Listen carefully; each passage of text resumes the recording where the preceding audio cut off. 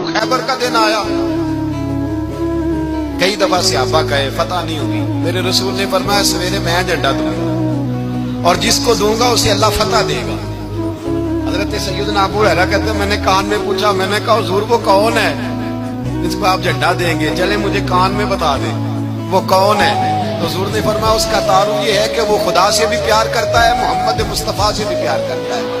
حضور کوئی ایک تعارف اور، تو حضور نے فرمایا خدا رسول بھی اس سے بڑا پیار کرتا ہے۔ حضرت علی صحابہ کہتے ہیں سارے منتظر رہے، حضرت عمر کہتے ہیں میں سویا ہی نہیں ساری رات کہ میرے ہاتھ جھنڈا آنے والا، سویرے مجھے ملے گی فتح کی نوید اور خوشخبری۔ فرماتے ہیں میں سویا ہی نہیں۔ حضرت علی سے پوچھا آپ کدھر تھے؟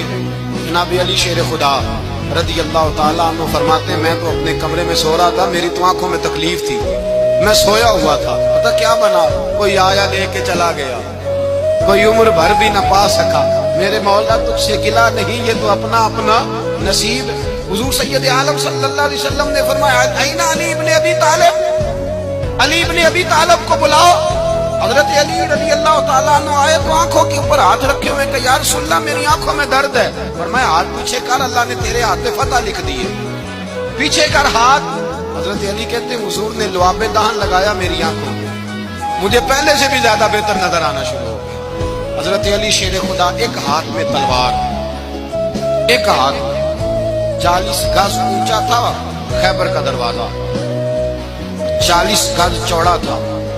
حضرت علی شیر خدا کہتے ہیں میں اللہ اکبر کے نعرے لگاتا میدان میں گیا، اللہ اکبر کے نعرے۔ میں رسول اللہ کا بھیجا گیا تو میں شان سے گیا کہ میں نے سیدھے ہاتھ میں تلوار تھی، الٹے ہاتھ سے پکڑ کے میں نے 2-3 دفعہ دروازے کو ہلایا اور اللہ اکبر کہہ کہ جب میں نے پھینکا تو 40 گز دور جا کے گرا۔